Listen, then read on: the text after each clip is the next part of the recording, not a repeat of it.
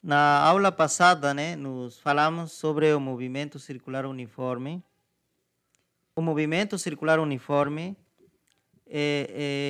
acontece, né, em uma trajetória circular e o deslocamento angular, a gente representa pelo ângulo θ, né, esse aqui seria o que nos indica a posição desse objeto, a posição angular, é decir, em que ângulo está ele.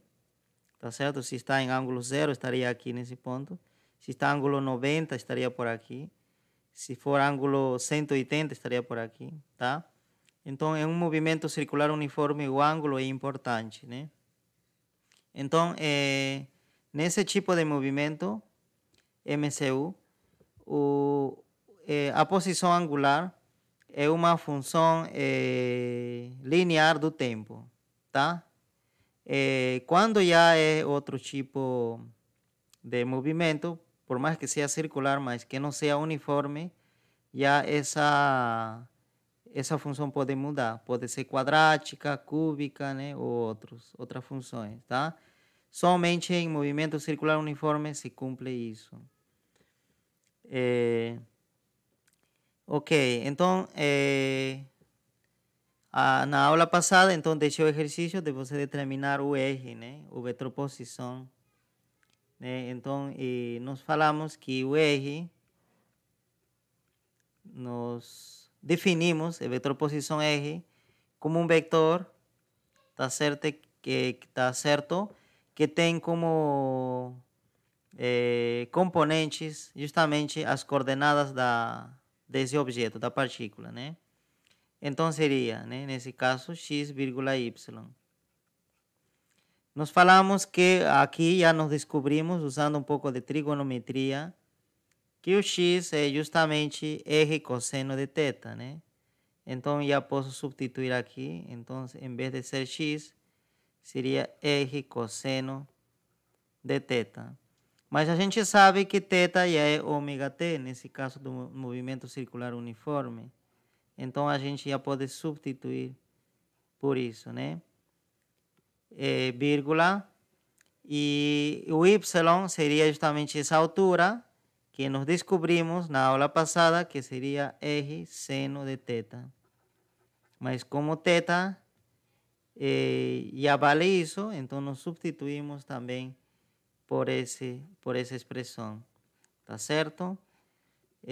Então, aqui justamente nós observamos que o eje, que é justamente tudo isso o eje, né?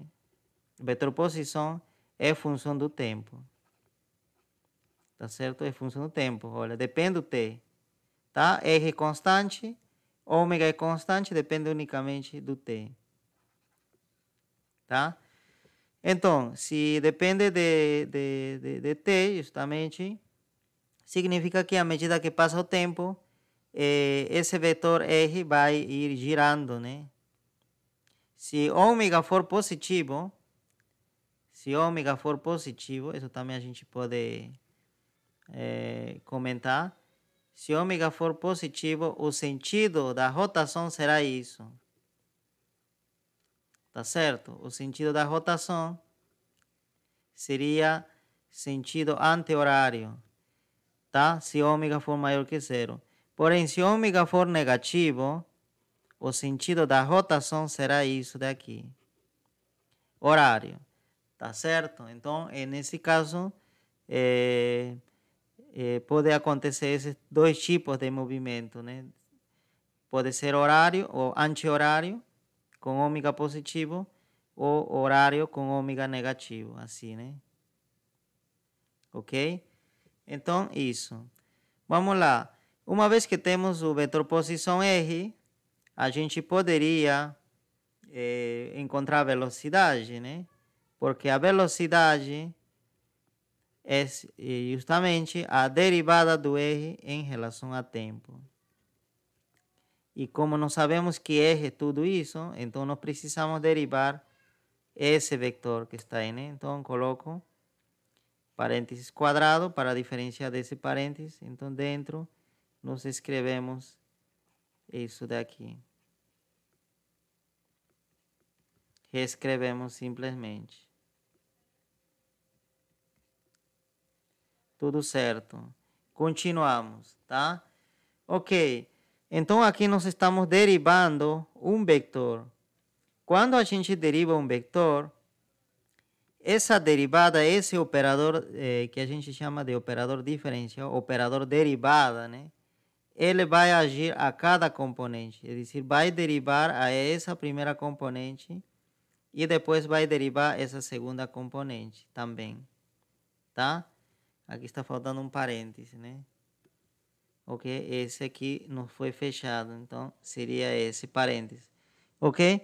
Então, funciona dessa forma. Vamos derivar a primeira componente e a segunda componente. Então, vamos lá. Então, nosso vetor, o resultado dessa derivada vai ser também vetor. Então, seria a derivada da primeira componente. Nós escrevemos simplesmente derivada da primeira componente seria R cosseno ômega t, fechamos parênteses, vírgula, a derivada em relação a tempo, agora da segunda componente, R seno ômega t, fechamos, e fechamos o parênteses curvo. Ok? Então, continuamos, né? Agora sim, nós podemos derivar isso daqui. O R é constante, nós falamos, então já pode sair aqui R. Tá certo? Aqui mesma coisa, o R pode sair. Tá certo? E como aqui é uma função composta, você tem que usar a regra da cadeia, né? Essa parte o Leandro fez bastante bem, né? Então, vocês podem fazer dessa mesma forma. Ele fez por separado, né? Derivou isso por separado e depois ele fez isso também por separado. E depois substituir só o resultado. Ok? Então, mas isso é uma coisa que vocês podem fazer. Eu sugiro que vocês façam, tá? Eu vou colocar só o resultado. Então, aqui vai ficar R, tá certo? Vai ficar, na verdade, como é cosseno, derivada de cosseno é menos seno. Então, vai ficar menos ômega seno de ômega t, vírgula, R no outro lado. Aqui, como a derivada do cosseno é mais cosseno, então vai ficar mais, então vai ficar ômega cosseno de ômega t, tá? Para quem que está achando por que apareceu esse ômega, está achando estranho, é porque esse ômega vem de derivar o argumento dessas funções, tá? Quando você derivar o argumento, vai aparecer essa ômega. Ok. Então, uma vez que eu fiz isso, eu poderia ainda organizar. Então, dizer, olha, minha velocidade seria então... Vocês já viram que em cada componente aparece R ômega. Isso significa que seria melhor colocar em evidência. Tá certo? Pode fazer isso também, colocar em evidência, né? Mas tem que ter, em ambas componentes tem que ter esse mesmo fator para poder colocar em evidência, tá? Então, tiro esse aqui e do outro lado também preciso tirar a mesma coisa. Não posso tirar só de um lado, tem que tirar dos dois. E a mesma coisa também, né? O mesmo fator. Então, seria R ômega, e se eu tirar isso, vai ficar dentro simplesmente menos seno ômega t, e o vírgula, esse aqui, essa vírgula, cosseno de ômega t.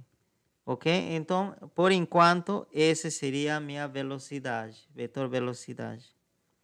Tá? Por enquanto. Então, voltando aqui a R, eu posso usar a mesma ideia que eu fiz em B e colocar em evidência o R que está aparecendo aqui, né? Então, seria melhor escrito dessa forma, né? Então, se coloco em evidência esse R, podia ter feito melhor isso antes, né? Antes de derivar, que ia agilizar bastante, tá?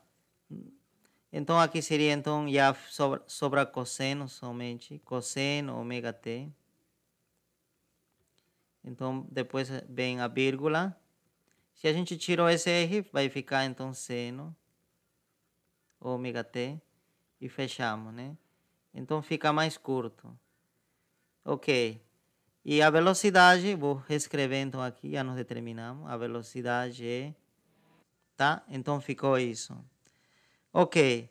Então agora sim nós podemos calcular a aceleração. A aceleração então seria a derivada da velocidade, né? Opa. Derivada em relação ao tempo da velocidade. Então, nesse caso, seria a derivada de toda essa expressão que está aqui. Como esse aqui, RW, é constante, então a gente já poderia colocar fora, né? Já poderia colocar aqui RW, que é constante, e derivada, agora dessa aqui, que justamente seria a derivada dessa primeira componente e derivada dessa componente. Então, já vou fazer isso diretamente. Então, seria derivada. Aqui também eu posso aproveitar, tem um menos, então sai esse menos. Derivada em relação ao tempo dessa expressão seno, vírgula, derivada do cosseno de ômega t.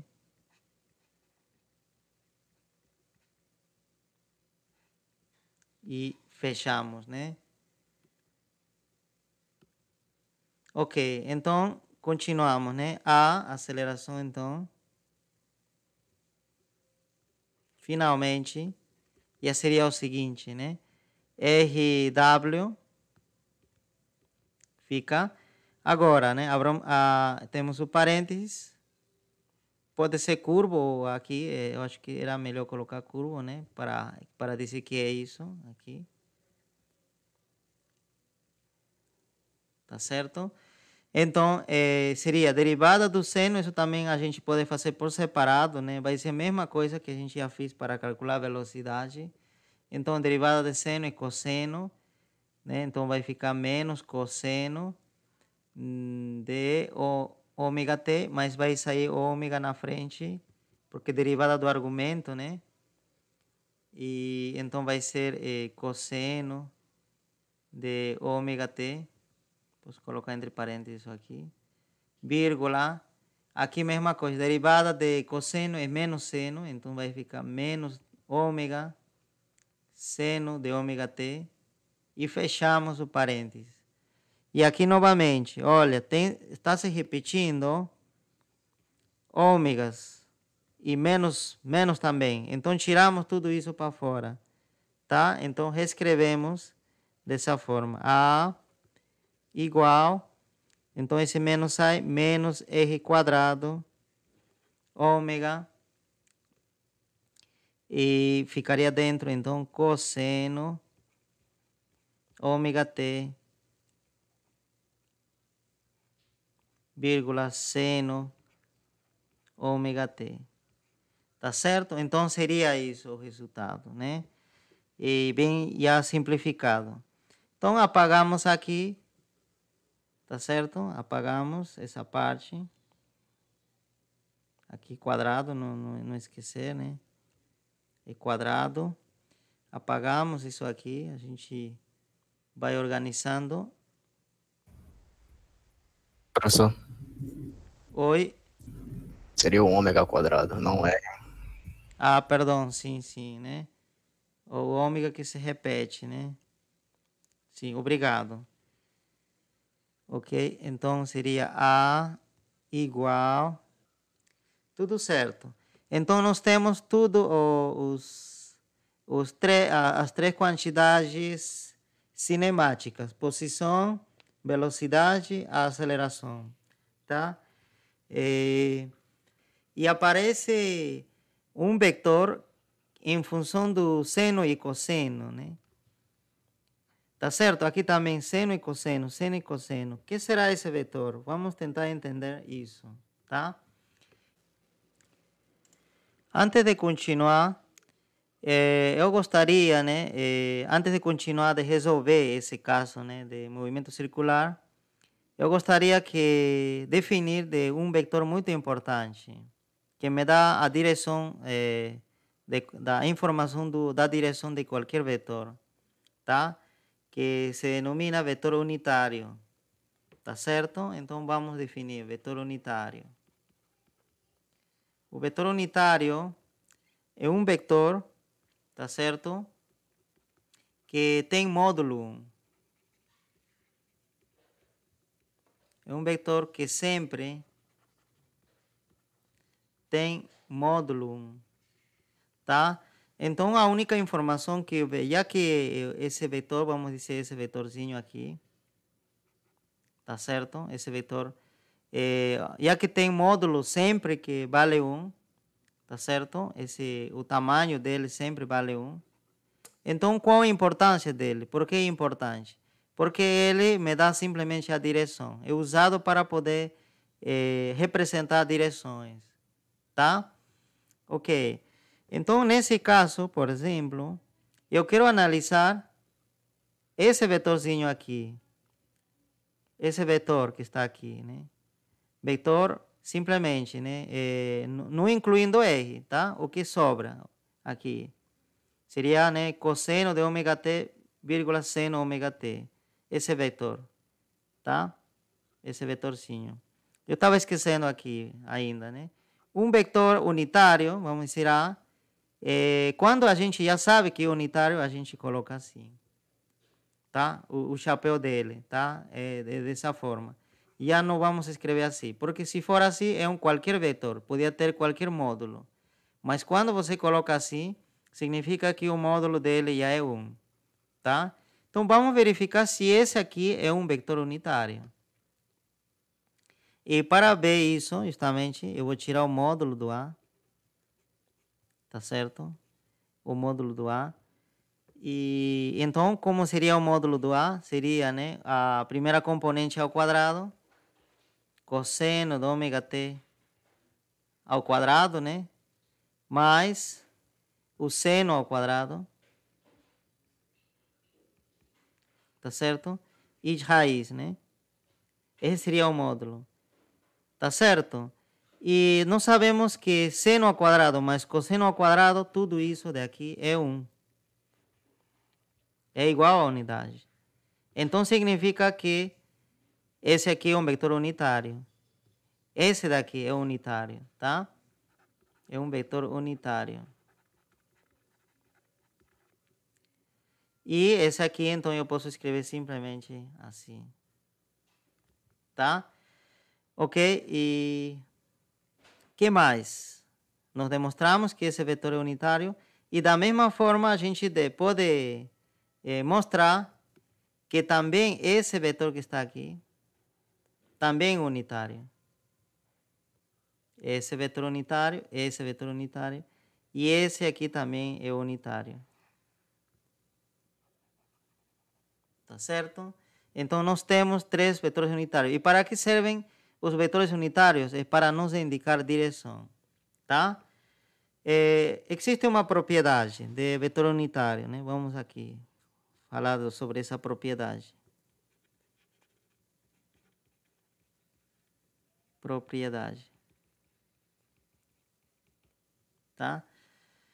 Em que consiste essa propriedade? Tá?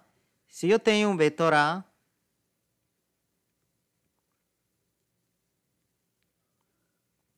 tá? Um vetor A qualquer, tá? E quero saber o vetor unitário dele, é dizer, um vetor que aponte na mesma direção que esse, porém que tenha tamanho 1, é dizer, que seja A chapéu, e eu vou chamar ele de A chapéu, porque é um vetor unitário associado a esse vetor, é dizer, que tenha a mesma direção que ele, tá certo? A única coisa que deve passar é que tem que ser, o tamanho dele tem que ser 1. Desse aqui não precisa ser 1, pode ser 3, 4, né? Tá certo? Ou pode ser um médio também, pode ser mais pequeno, né? Tá certo? E existe uma relação entre esses vetores. Tá certo? O vetor unitário desse vetor A se pode determinar da seguinte fórmula.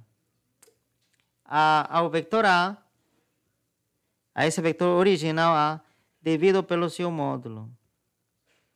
Se dividir pelo seu módulo, eu vou obter um vetor unitário com a mesma direção que A. Porque essa parte é um escalar, né? Você lembra, né? Podemos tirar isso da seguinte forma, né? Como já ontem eu fiz, né, em algumas partes, né? Eu posso colocar isso em evidência, então vai ficar isso, né? E novamente, isso aqui seria como se fosse, como um escalar, seria como se fosse um lambda. Vai multiplicar A, significa que esse vetor e esse vetor, e como esse aqui é positivo, né, o módulo sempre positivo, 1 sobre módulo, então positivo, significa que A, né, A chapéu, que nós dizemos A unitário, sempre terá a mesma direção que A. Tá certo? Sempre estarão alinhados. Ok? Só que o A vetorzinho, o chapéu, terá módulo 1 sempre. Você pode provar isso, tá? Tudo certo, então. E ainda mais, eu posso apagar isso. A gente pode fazer o seguinte. A partir de aqui, eu posso isolar o A. Então, vamos ter o seguinte. Isolo A. E esse aqui vai passar a multiplicar o outro lado. Módulo do A multiplicado pelo unitário. Tá certo? Então, esse aqui fórmula é muito, muito interessante. Por quê? Porque essa forma, assim como está, me diz, olha, tenho como separar o módulo do vetor A e a direção dele. Essa primeira parte, esse coeficiente, essa primeira parte, me diz o módulo desse vetor A, me dá informação. E essa segunda parte me diz a direção simplesmente. Tá? Então, o que significa nesses casos? Nesses casos de cima. Me diz, por exemplo, que simplesmente que o módulo já, a partir daqui eu posso dizer o seguinte, que o módulo de R, por exemplo, aqui, já que esse aqui é um unitário, né? Unitário, tá certo? Que vamos chamar, então, a gente poderia chamar de Rzinho, então, nesse caso. Então, esse daqui representará o módulo de quem? Desse vetor aqui. Tá certo? Então, o módulo será isso. Tá? E mesma coisa aqui. O módulo da velocidade será essa parte aqui.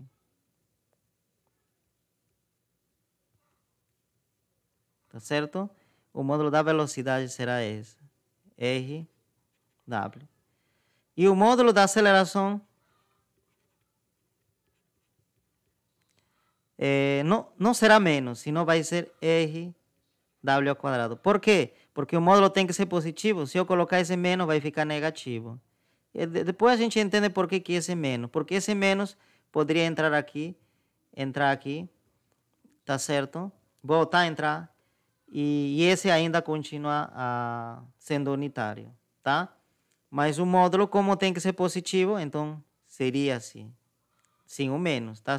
Se você colocar menos, então já não seria módulo, né? Tá?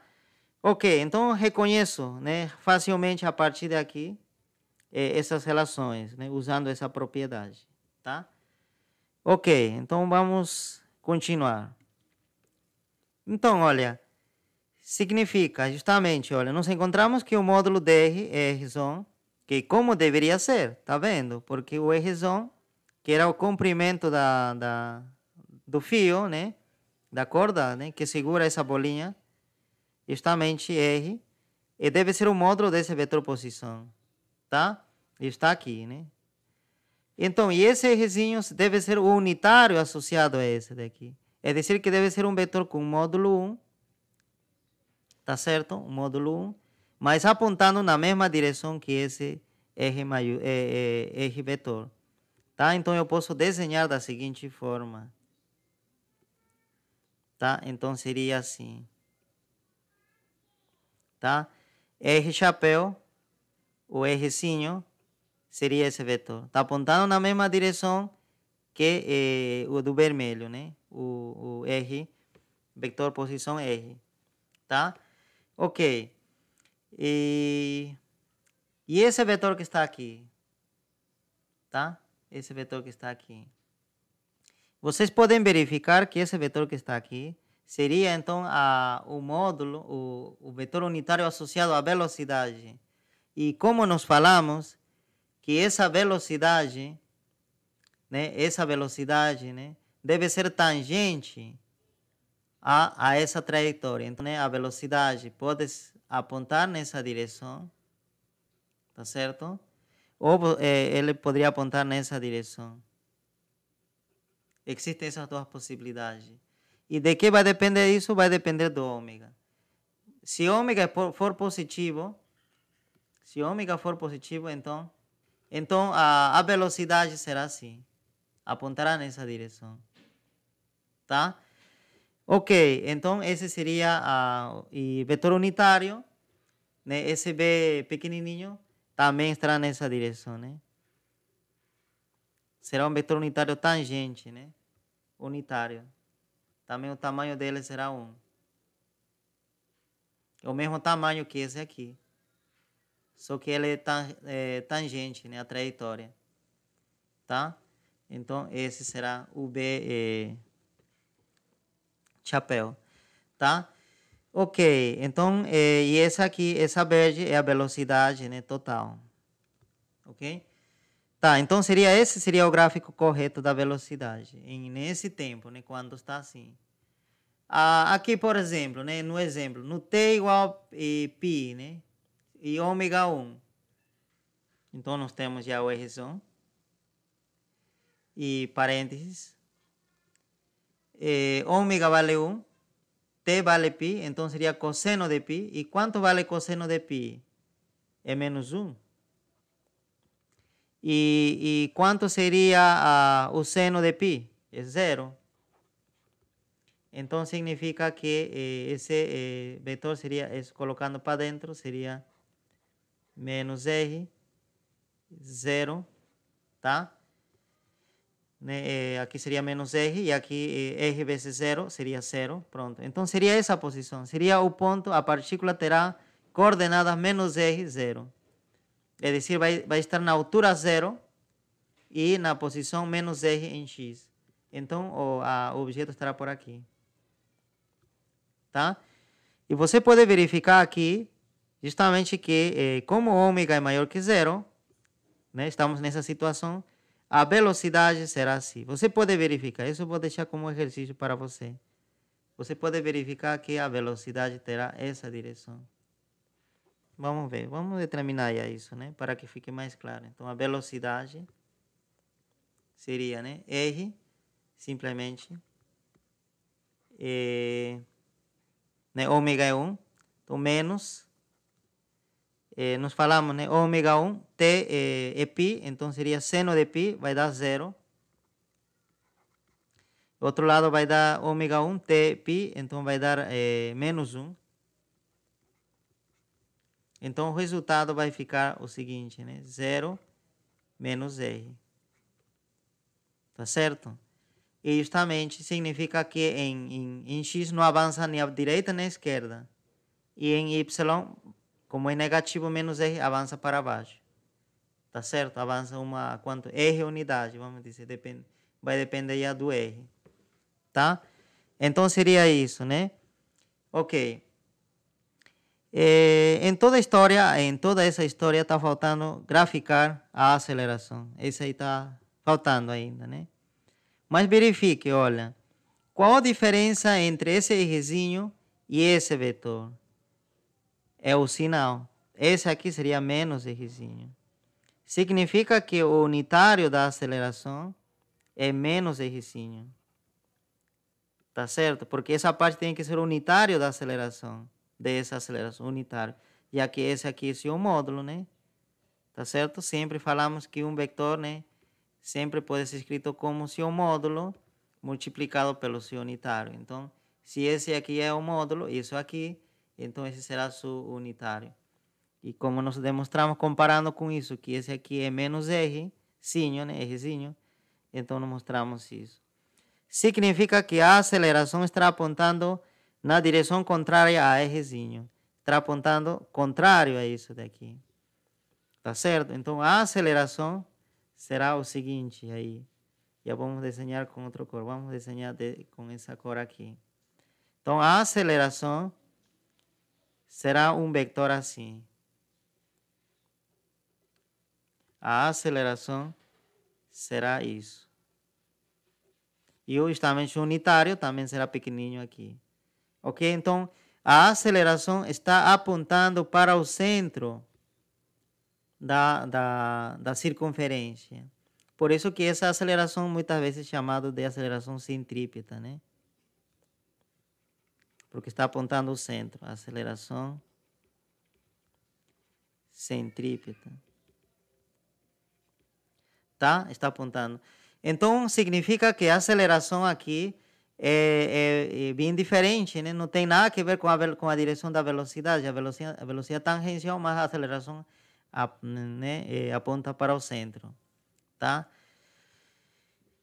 Ok? E como você sabe, né, que a gente vai ver em física, no próximo capítulo, a aceleração tem que ver com alguma força, né? Isso que diz a segunda lei de Newton. Se existe uma aceleração nessa direção, significa que existe alguma força nessa direção, tá? É essa força que o que faz com que esse objeto faça esse movimento circular, tá? Ok, então seria isso, né, em relação aos gráficos. Então, nessa parte, para completar, a aceleração seria assim.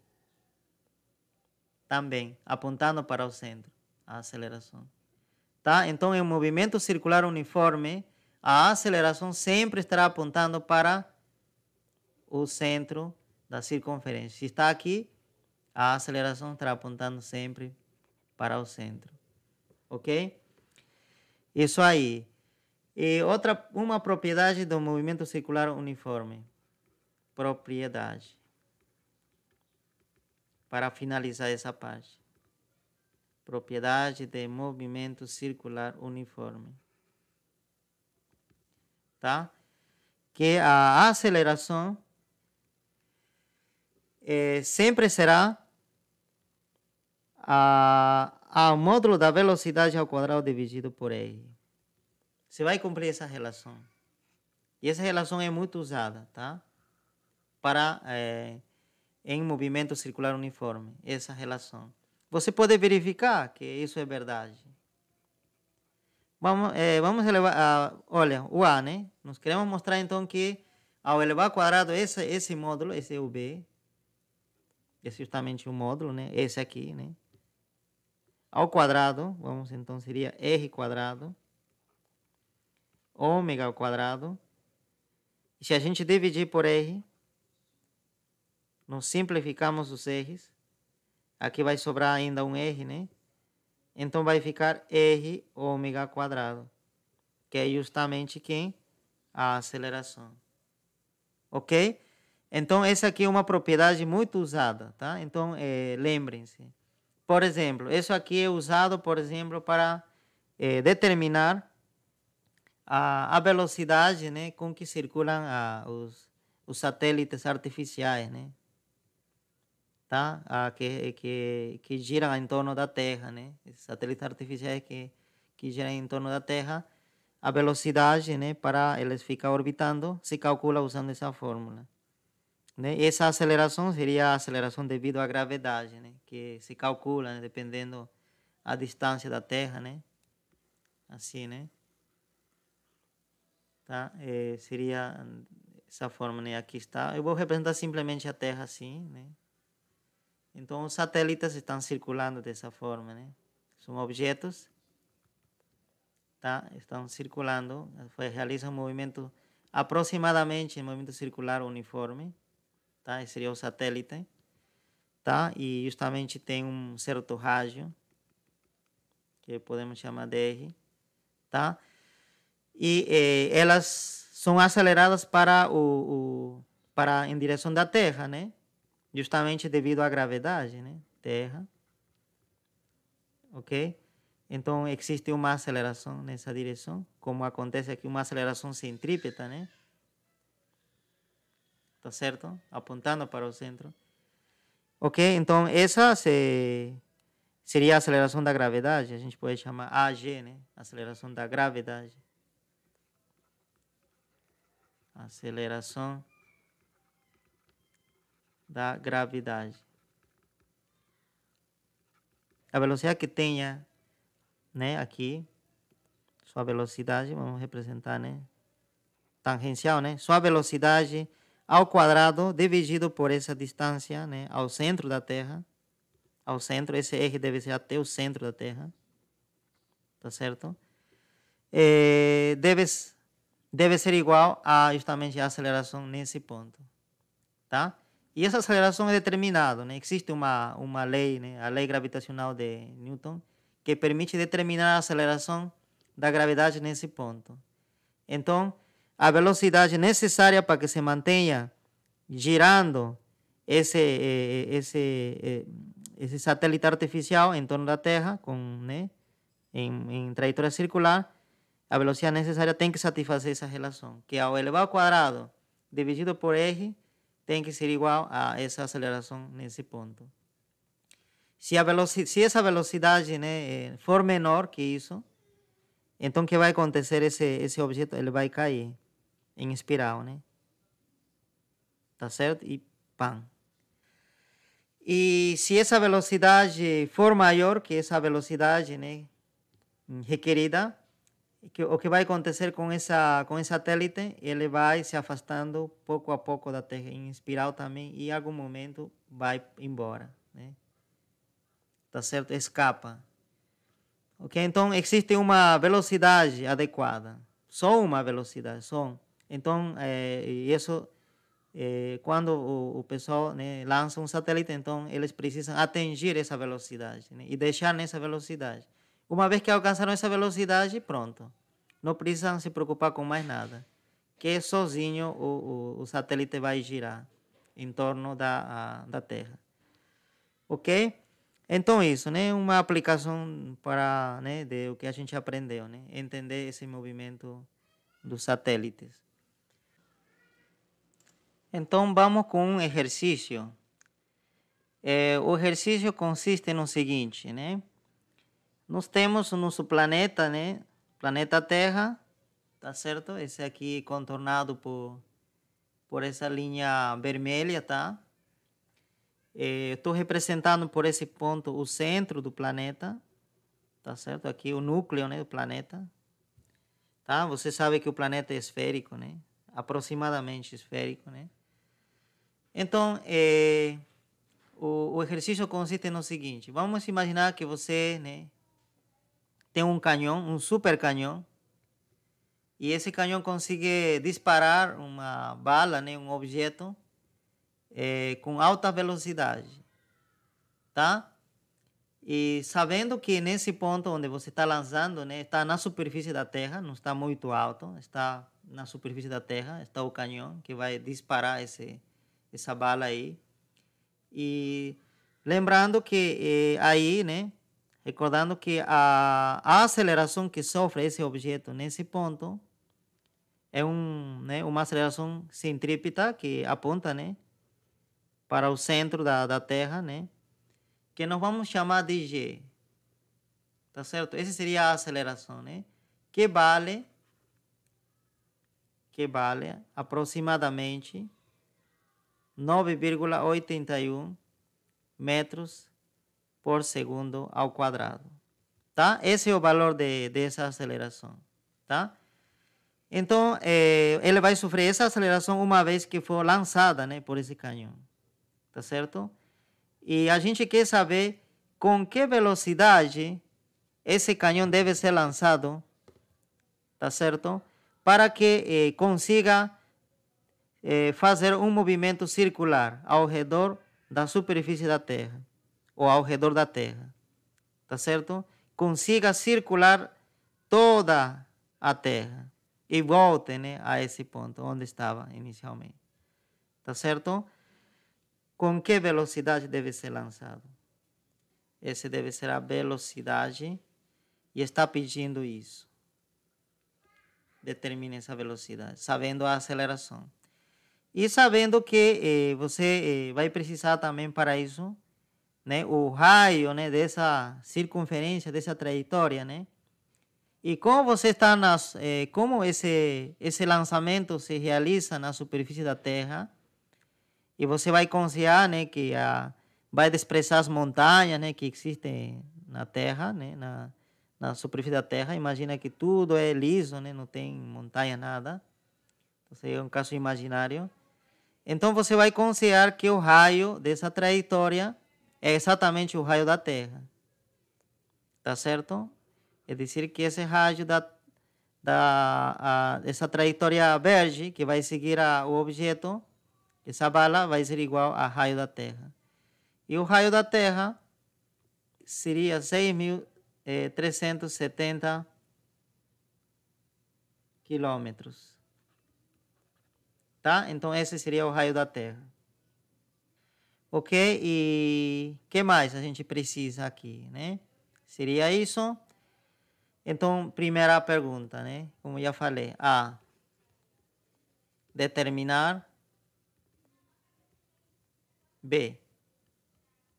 Tá certo? A velocidade para manter o movimento circular uniforme.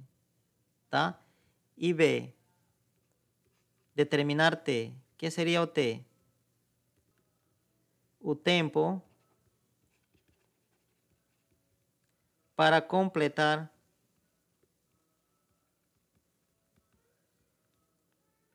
uma volta completa.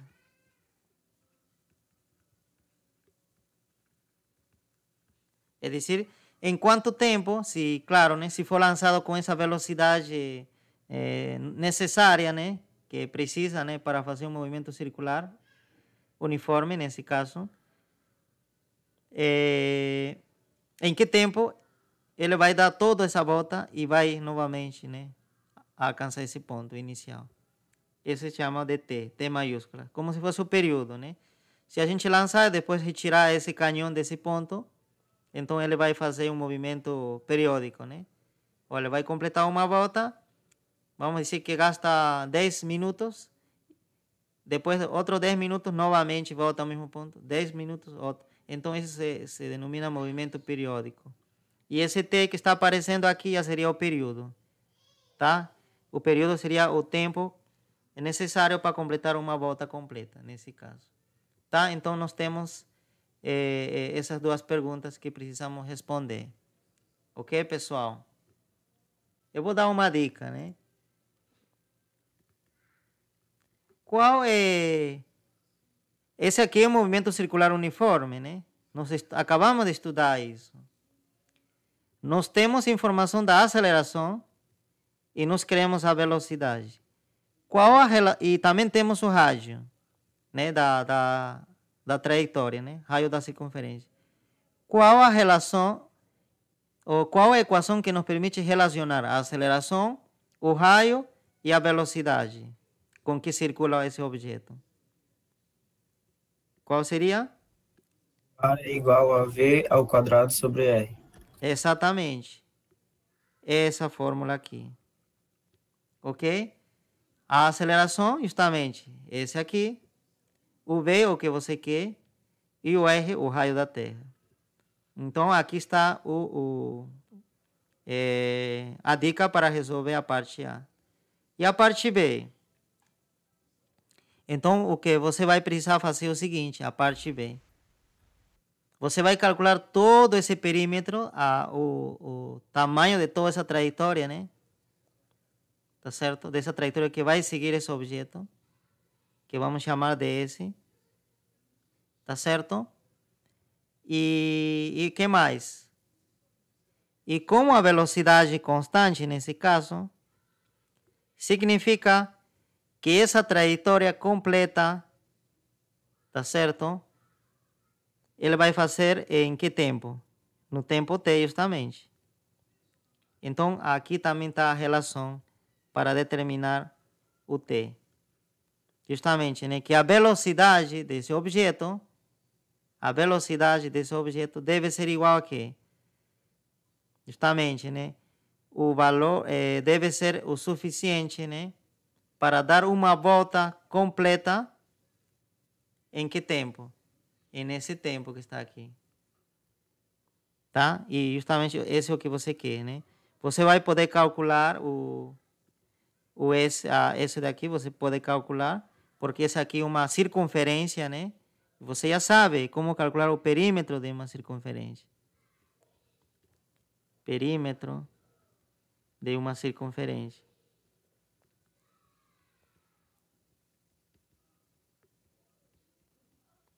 Que você sabe, né? E a velocidade, justamente, você vai determinar daqui. Do A, né? E perímetro você pode calcular. E faltaria só, e aí você determina o T, isolando, né? Ok, pessoal? Então, esse seria o tempo que gastaria para dar uma volta. Quanto será? 1 hora? Né? É meia hora? Vamos ver, né? Um ano. Ou 1 ano, né? Quem sabe 1 ano? Não sei, vamos ver. Depende muito da velocidade. Pessoal, mais uma pergunta, ou mais um exercício, perdão. Então, vamos supor que a gente tem, né, a Terra aqui e a Lua, né, está circulando, né, ao redor da Terra. E como você sabe, né, a Lua está sendo puxado pela Terra, é decir, significa que existe uma aceleração. Vamos denotar como AG, aceleração da gravidade, né? E aqui, exercício 2, está pedindo que você determine essa aceleração, tá? Usando a velocidade com que está circulando a Lua. Essa é uma informação que a gente sabe. Vocês podem achar na internet, tá?